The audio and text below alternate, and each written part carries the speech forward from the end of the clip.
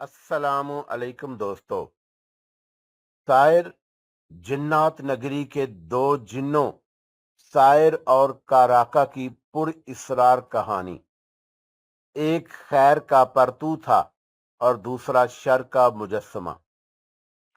दोस्तों, कहानी में आगे बढ़ने से पहले मेरी आप दोस्तों से गुजारिश है कि चैनल को सब्सक्राइब करें और बेल के आइकॉन को दबाएं ताकि आने वाली वीडियो का नोटिफिकेशन आपको बर वक्त मिले। वो परेशान लहजे में बोली, शायर क्या ये हमारे बारे में बता देगा? मैंने उसकी तशफ़ी की खातर कहा, बेफिक्र रहो आबदा, कुछ नहीं होगा। मुझे भी ऐसे ही लग रहा है, मैंने अपने दिल की बात की, लेकिन देखते हैं क्या होता है। और फिर हम दोनों आमल बाबा की तरफ मतवज्जा हो गए। कुछ देर बड़बड़ाने के बाद अब आमल बाबा अख्तर की तरफ मतवज्जा हुआ। उसकी आंखों की सुर्खी मज़ीद बढ़ गई थी। जो कुछ वो मुंह में बड़बड़ा रहा था शायद उसी का असर था। हम दोनों भी हिमातन गोश हो गए। आमल बाबा अख्तर से मुखातब हुआ, अख्तर मियाँ, उसी जिन्नजाद ने तुम्हारी बहन को गैब किया था। वो तुम्हारी बहन से मोहब्बत करता है क्या? अख्तर के मुंह से निकला। अब तो आमल बाबा की बात सुनकर सब के मुंह खुले के खुले रह गए। वो गैर यकीनी नज़रों से आमल बाबा को देख रहे थे, जैसे उसकी ज़हनी हालत पर शुबा हो। हम दोनों भी आमल बाबा के सच बोलने पर हैरान और परेशान थे। उसने बिल्कुल सही बात की थी।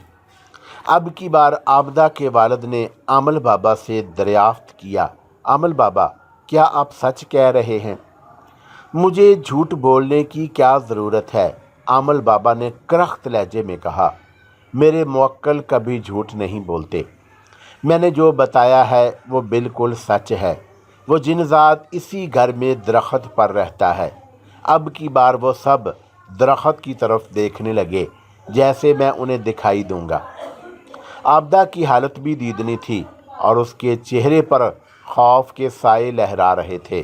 शायर, मैंने एक बार फिर उसे तसल्ली दी, परेशान ना हो, कुछ भी नहीं होगा। लेकिन ये तो बिल्कुल सच बता रहा है, आबदा ने खौफ भरे लहजे में कहा। तो क्या हुआ? मैंने कहा, उसके बताने से हमें क्या फ़र्क पड़ सकता है? हम गैबी हालत में हैं, खामोशी से इनकी बातें सुनो। आबदा ने असबात में सर हिलाया और हम दोनों दोबारा आमल बाबा की तरफ मतवज्जा हो गए।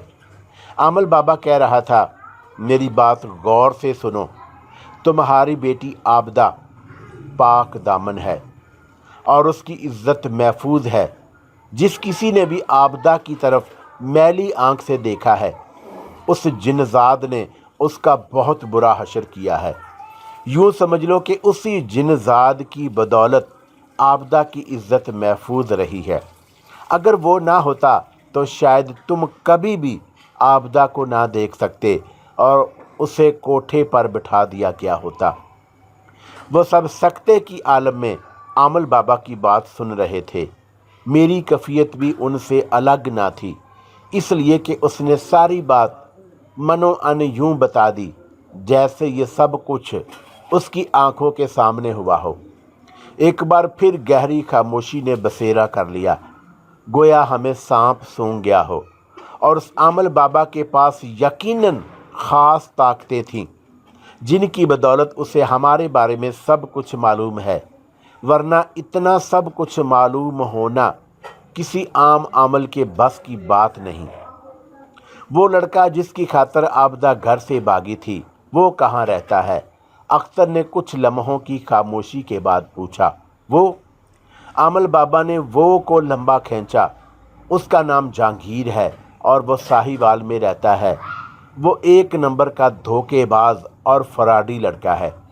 वो आबदा से सिर्फ दिल लगी कर रहा था और आबदा समझती थी कि वो उससे प्यार करता है। जब आबदा साहिवाल गई तो खुद सामने आने की बजाय उसने अपने दोस्तों को भेज दिया। वो आबदा को बेचने का इरादा रखते थे। बहरहाल जब आबदा यहाँ से गई थी तो वो जिनजात उसके साथ साथ था। क्या आबदा को उस जिनजात की खबर थी? ये सवाल आबदा के वालिद की तरफ से किया गया। नहीं, आबदा जिनजात को नहीं जानती थी। आमल बाबा ने नफ़ी में सर हिलाया। अलबत्ता वो उसे जानती है। जैसा कि मैंने बताया कि जब अख्तर उसे फांसी चढ़ाना चाह रहा था तो उसी ही जिनजात ने रस्सी को अंगारों में तब्दील कर दिया था। वो सब हैरत से एक दूसरे का मुंह तक रहे थे। आबदा भी खामोशी से ये बातें सुन रही थी और यकटक उसे ही देख रही थी। उसके चेहरे पर भी बेयकीनी के तासुरात मौजूद थे। चंद लम्हों के बाद अख्तर ने पूछा, आमल बाबा, क्या आप बता सकती हैं कि इस वक्त जिनजात और आबदा घर में मौजूद हैं? बिल्कुल बता सकता हूँ, आमल बाबा ने जवाबन कहा। इसी काम के तो मैंने पैसे लिए हैं। इसके कहने के साथ ही आमल बाबा ने आंखें बंद कर लीं और मुंह ही मुंह में बड़बड़ाना शुरू कर दिया। उसे बड़बड़ाता देखकर मैं बौखला गया, क्योंकि जो हमारे बारे में इतनी बातें बता सकता था वो ये भी बता देगा कि मैं और आबदा उनके पास ही खड़े हैं। इससे पहले कि वो आमल बाबा की बड़बड़ाहट मुकम्मल होती, मैंने जल्दी से आगे बढ़कर अंगूठी उसके बाजू से लगा दी। अगले ही लम्हे वो करंट खाकर एक धमाके से फर्शबूस हो गया। वो बेहोश हो गया था और उसे बेहोश होता देखकर आबदा के घर वाले ना सिर्फ इंगशे बंधा रह गए बल्कि राशिदा और उसकी अम्मी के मुंह से घुटी घुटी चीखें भी निकल गईं। इसे क्या हो गया है? आबदा के वालिद ने फटी फटी आंखों से बेहोश पड़े आमल बाबा को देखते हुए कहा। अख्तर भी आमल बाबा के पास घुटनों के बल बैठकर उसे झंझोड़ने लगा। बाबा जी होश में आए। लेकिन आमल बाबा होश में नहीं आ रहा था।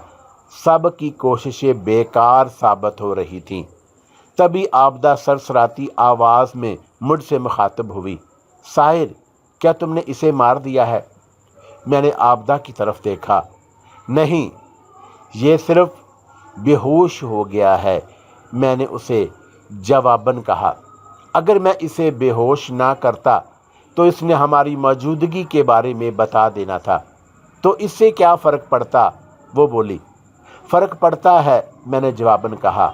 इस तरह तुम्हारे घर वालों को ये पता चल जाता कि तुम ना सिर्फ कमरे में रह रही हो बल्कि उनकी हर बात और हर हरकत से वाकिफ़ हो, और इस तरह वो तुमसे बदज़न हो जाते।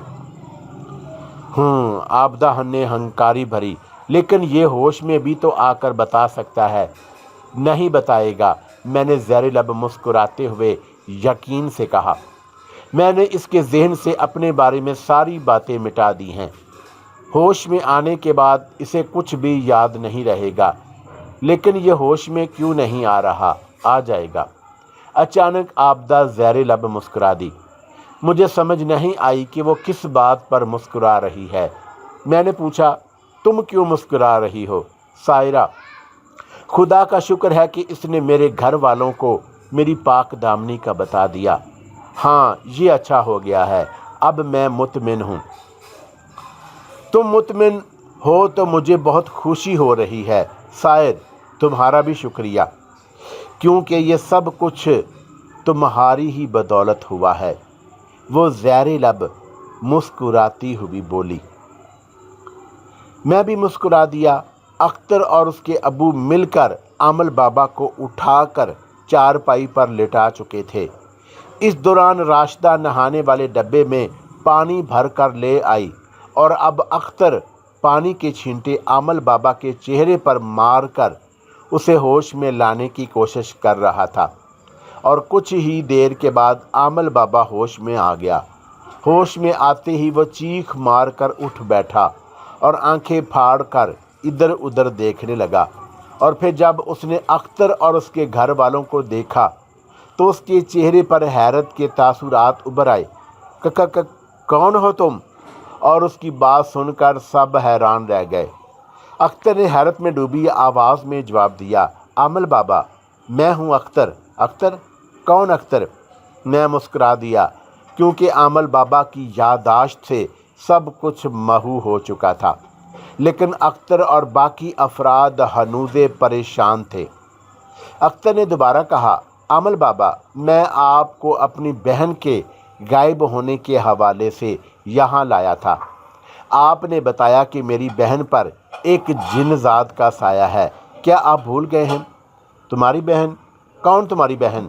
आमल बाबा ने इस्तफसार किया तो वो सब चौंक पड़े। सुनो, मैं तुम्हारी किसी बहन को नहीं जानता, हटो मेरे आगे से। ये कहने के साथ ही आमल बाबा ने अख्तर को कंधे से पकड़कर एक तरफ को किया और चारपाई से उतरकर जूते पहने बगैर ही बैरूनी दरवाजे की तरफ बढ़ गया। सब हैरत भरी नज़रों से उसे देख रहे थे और उसकी जाते ही अख्तर के अबू ने शश्तर भरे लहजे में कहा, अख्तर बेटा, ये आमल बाबा को क्या हो गया है? पता नहीं, शायद आमल बाबा की याददाश्त खो गई है। ये बात राशिदा ने की।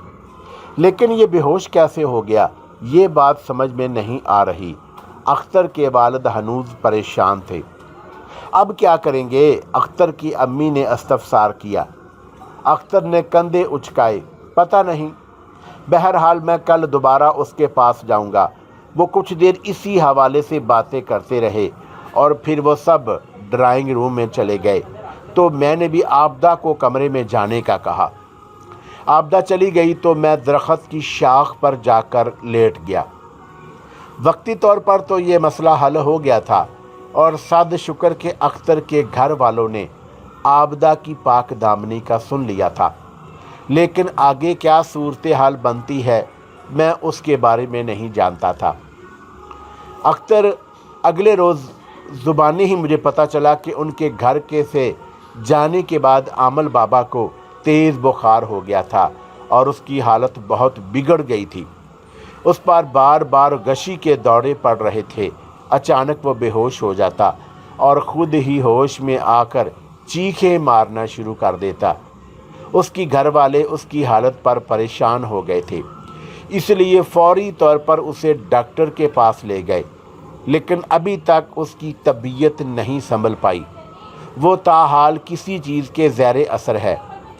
यही वजह थी कि डॉक्टर उसे मुसलसल बेहोश रख रहे थे ताकि उसकी हालत संभल जाए। ये बातें मुझे आबदा ने बताईं, जो उसने अख्तर को कहते सुनी थीं। मुझे कोई फ़र्क नहीं पड़ा था, क्योंकि अगर मैं उसे बर वक़्त बेहोश ना करता तो उसने तो हमारे बारे में बता देना था। बहरहाल वक़्त गुज़रता रहा और आमल बाबा की तबीयत में बेहतरी आती गई। कुछ रोज़ के बाद वो सेहत याब होकर अपने घर में शिफ्ट हो गया। अख्तर ने एक बार फिर हमारे हवाले से उससे बात करने की कोशिश की थी, लेकिन उसने ना सिर्फ आबदा के घर आने से इनकार कर दिया था, बल्कि उसने अख्तर से भी सख्ती से कहा था कि वो दोबारा उसके पास ना आए। बेकौले आमल बाबा के जिन्नज़ात काफ़ी ताकतवर है और उसे मालूम है कि मैं उसकी मौजूदगी के बारे में मालूम कर रहा था, इसलिए उसने किसी चीज़ से मुझे बेहोश करके मेरे जहन से अपने हवाले से सारी बातें गायब कर दी। मैंने सुकून का सांस लिया कि वो अब आमल बाबा कभी आबदा के घर में नहीं आएगा। आबदा के घर वाले भी अब उसके लिए फ़िक्रमंद थे, यहाँ तक कि उसकी अम्मी उठते बैठते आबदा को पुकारती रहती, आबदा, अगर तुम मुझे सुन रही हो तो हमें माफ़ कर दो और सामने आ जाओ, हम बहुत परेशान हैं। माना कि तुमसे गलती हुई है, लेकिन अल्लाह का शुक्र है कि तुम्हारी इज़्ज़त महफूज रही है। उसी रोज़ आबदा ने जब मुझे ये बात बताई तो मैंने उससे इस्तफसार किया कि तुम क्या चाहती हो। वो कुछ कहते कहते सोच में डूब गई। अगर मेरे घर वाले मुझे कबूल करने पर तैयार हैं तो मुझे ज़ाहिर होने में कोई एतराज़ नहीं है। यानी तुम राज़ी हो? हाँ, मैंने हमकारी भरी। क्या तुम नहीं चाहते? मैंने बेइख्तियार चौंक कर आबदा की तरफ देखा।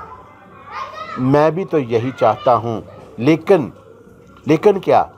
मैं कुछ कहते कहते रुक गया तो उसने जल्दी से इस्तग़फ़ार किया और वो तो मेरी आंखों में देख रही थी। मैं चंद लम्हे खामोश रहा और फिर मैंने आगे की बात बढ़ाई, लेकिन ये कि कुछ अरसे के बाद तुम्हारी शादी हो जाएगी और मैं यहाँ अकेला रह जाऊँगा। क्या मेरी शादी नहीं होनी चाहिए? मैं खामोश रहा। तभी वो बोली, बताओ साहिर, खामोश क्यों हो? मैंने ठंडी सांस अपने अंदर उंडेली। मैं उसे भला क्या जवाब देता? मैं जानता था कि हम दोनों का मिलन हो ही नहीं सकता, तो मैं उसे कैसे शादी करने से रोक सकता था? आबदा ने भी ठंडी सांस ली और संजीदा लहजे में बोली, साहिर, तुम जानते हो कि मेरी तुम्हारे साथ शादी नहीं हो सकती। ज़ाहिर है कि जब मैं अपने घर वालों से मिलूंगी तो वो मेरी शादी तो करेंगे ना।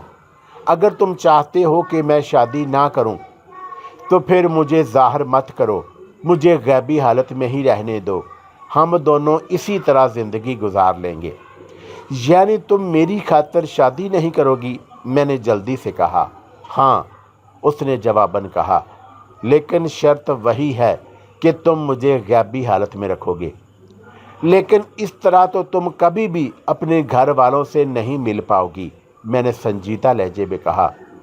क्या तुम मेरी खातिर ये कुर्बानी देना चाहती हो? हाँ साहिर, शायद तुम्हें मुझसे मोहब्बत हो गई है। मैंने उसे छेड़ा और उसके चेहरे पर ना सिर्फ मुस्कुराहट दौड़ गई बल्कि फितरी हया भी गालब आ गई। हाँ साहिर, वो बोली तो उसकी आवाज़ में जल्द रंग थी, मुझे वाकई तुमसे मोहब्बत हो गई है।